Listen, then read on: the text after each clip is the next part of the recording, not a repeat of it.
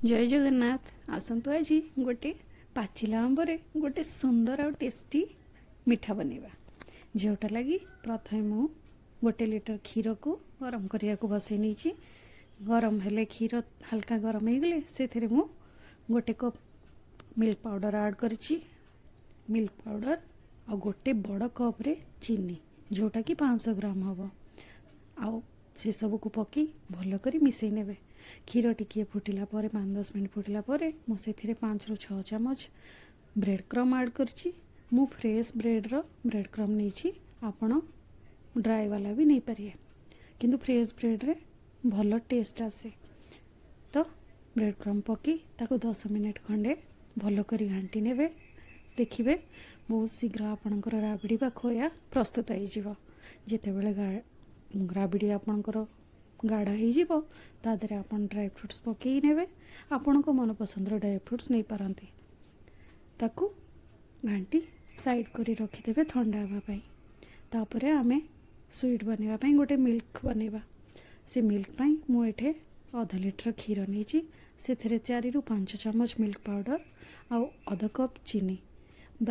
मिठाटा बेसी मिठा करवानी जेहेतु राबिड़ी ऑलरेडी मिठा अच्छी तेणु मिल्कटा मु कम मिठा करी बोली से अल्प चीनी ऐड करी ताको टिके फुटे साइड करी रखी नहीं ठंडा हाँपाई।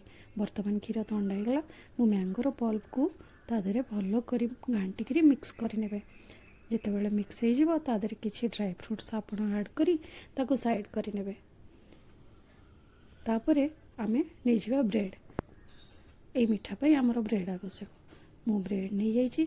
ब्रेड भितर से जो बनई राबिड़ी स्टफिंग को भरी करी आउ गोटे ब्रेड रखी ताकू चापी जेकोसी जगार आप ग्लास रे छोट गिनारे जेकोसी काटी ने जहाँफल से गोल सेप रही जेकोसी सेप आपण को मन पसंद दे पारे। कुकी कटर आजिकल आसूँ आपको भी यूज करें। देखो रेडी होगा ना। बर्तमान चलते ताकू फ्राए करवा।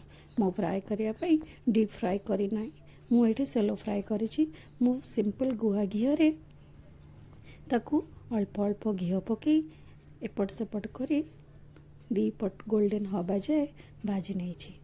जिते बड़े गोल्डन कलर होगी ऊपर 2 साइड क्रिस्पी हो ताकू टिके ठंडा करने। गरम गरम रे ताकू पकेबेनी से क्षीर रे। देखंतु एमिति अल्प अल्प घी दे अल्प अल्प बुले बुले चारिपटे घी ताकू आराम आराम से पूरा गोल्डन आउ क्रिस्पी हवा जाए भाजी ने। एबे भाजी हो गला ताकू मु ठंडा कर नहीं थी। ठंडा कला परे आमे जो मिल्क रो बैटर बनै थिले ता ऊपर आपण ढाली देबे। देखंतु केते सुंदर होईछि ना। वर्तमान ता ऊपर भल्लो करिकरी आपण ढाली नेबे। ढाली नै आपण ता ऊपर ड्राई फ्रूट्स पकई रखी नेबे। ताकू 2 ରୁ 3 मिनट लागिवो सोक करिया को ताकू छाड़ी देबे। सोक होला परे बहुत टेस्टी आउ यम्मी मिठा रेडी।